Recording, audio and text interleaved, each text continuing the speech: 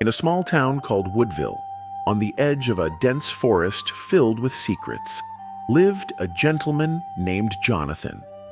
Jonathan was a man in his 40s who worked in construction and was known among the townspeople for his courage and wisdom. However, the economic crisis that struck the country forced the company he worked for to lay off many workers, and Jonathan was one of them. After weeks of searching for work in the town without success, Jonathan decided to travel to the big city, where he had heard about job opportunities on large construction projects. The city was several hours away by car, and the only road leading to it led through Blackwood Forest, a forest known for its danger and frequent stories of bandits attacking travelers. One sunny morning, Jonathan packed his simple belongings and checked out his old, always reliable car. He said goodbye to his wife and young children, promising to return soon with new stories and a good job opportunity. Then he set off on his journey, listening to the radio and contemplating the future. After 2 hours of driving, Jonathan entered the Blackwood Forest.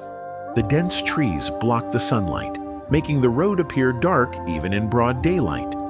Jonathan was feeling a little apprehensive, but he believed that courage and wisdom were the weapons that could protect him from any danger. Suddenly, as he drove along the narrow road, a group of armed men appeared from among the trees. They were dressed in black and carried rifles. They stopped Jonathan and ordered him to get out of the car. Jonathan knew that time was of the essence, and he had to act wisely. Instead of direct confrontation, Jonathan decided to use his intelligence. He slowly got out of the car and raised his hands in surrender. Then he confidently told them, "I am not a rich man, but I know a place where you can obtain great treasure." The bandits paid attention to his words, and their leader, a tall man with sharp eyes, asked, "Where is this treasure?"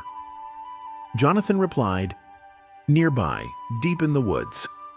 If you'll excuse me, I'll show you the way."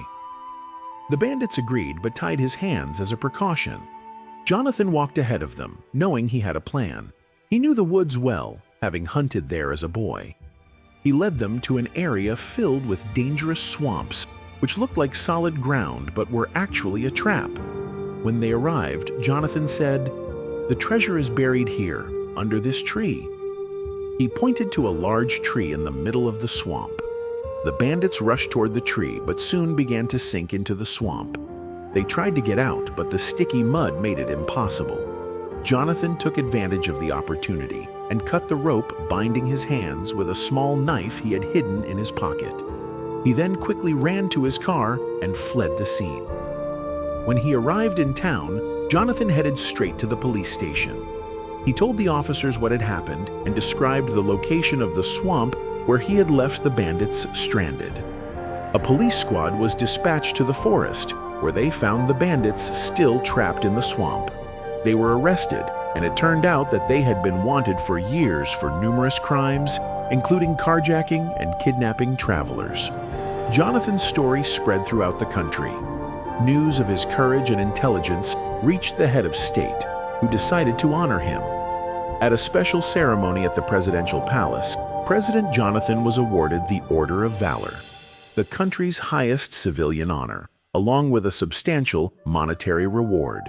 In his address, the president said, "Jonathan was not just a brave man, but also intelligent and wise.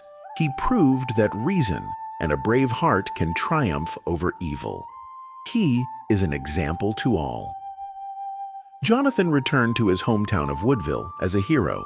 He used the financial reward to open a small business selling building materials, providing employment for many of his fellow townspeople. The business quickly became successful, and Jonathan was able to improve the lives of his family and community. Jonathan later lived a life filled with respect and pride, always proud of his courageous decision on that fateful day. He would often say to his wife and children, "In life, it's not enough to be brave. You must also be wise. Courage without wisdom can lead to destruction, and wisdom without courage can be useless."